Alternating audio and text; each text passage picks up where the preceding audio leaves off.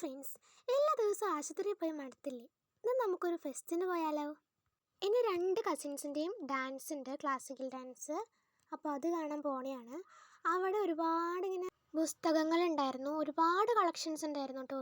കുട്ടികൾക്ക് വായിക്കാനും മുതിർന്നവർക്ക് വായിക്കാനും അങ്ങനെ ഓരോ ടൈപ്പ് പുസ്തകങ്ങളുണ്ടായിരുന്നു. പിന്നെ അവിടെ ഇങ്ങനെ ശില്പങ്ങൾ ഉണ്ടാക്കി വെച്ചിട്ടുണ്ടായിരുന്നു, നമ്മുടെ മരത്തടി വെച്ചിട്ട്. ഇതിൻ്റെ മത്സരമൊക്കെ ഉണ്ടായിരുന്നു കേട്ടോ. 3 ദിവസമായിരുന്നു ഫെസ്റ്റ്. ഈ 3 ദിവസത്തിനുള്ളിലൊരു ശില്പം ഉണ്ടാക്കണം, അങ്ങനെ എന്തോ ആയിരുന്നു. പിന്നെ ഇവിടെ പെയിൻറ്റിങ് മത്സരം ഉണ്ടായിരുന്നു. അപ്പോൾ നല്ല ഭംഗിയിലാണ് ചെയ്തിരിക്കുന്നത്, ശരിക്കും ഒരു ഒറിജിനാലിറ്റി ഫീലിൽ നല്ല രസമായിരുന്നു കേട്ടോ. എല്ലാ പെയിൻറ്റിങ്സും അവരവരുടെ കഴിവിനനുസരിച്ച് എല്ലാവരും നല്ല രീതിയിൽ പെയിൻറ്റിങ് ചെയ്തിട്ടുണ്ട്. എനിക്ക് എല്ലാം ഇഷ്ടമായി. എനിക്കിങ്ങനെ പെയിൻറ്റിങ്സൊക്കെ കാണുന്നത് ഭയങ്കര ഇഷ്ടമാണ്. ഇതൊക്കെ ഓരോ തീമിലാണ് അവർ ചെയ്തിട്ടുള്ളത്. എല്ലാം അടിപൊളിയായിരുന്നു. ചിത്രങ്ങളൊക്കെ എനിക്കിഷ്ടപ്പെട്ടു. എനിക്ക് പിന്നെ ജന്മനാ കുറേ കഴിവുകളുണ്ട്, ഞാൻ ഇതിനൊന്നും പോയില്ല. പിന്നെ നമ്മുടെ കാർട്ടൂൺ ഡ്രോയിങ്സൊക്കെ ഉണ്ടായിരുന്നു, അതൊക്കെ നല്ല രസമായിരുന്നു കേട്ടോ.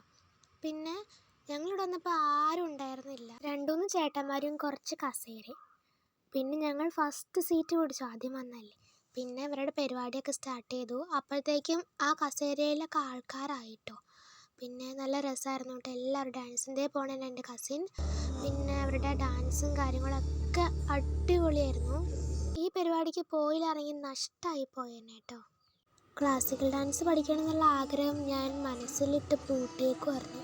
ഇത് കണ്ടപ്പോൾ ചെറുതായിട്ടൊന്ന് ഒരു ചാഞ്ചാട്ടം, അത് അവിടെ തന്നെ ഞാൻ നിർത്തി. ഇല്ലെങ്കിൽ എനിക്ക് സൗകര്യം ഉണ്ടാവില്ല. അപ്പം ഞാൻ പോട്ടെ, ടാറ്റാ.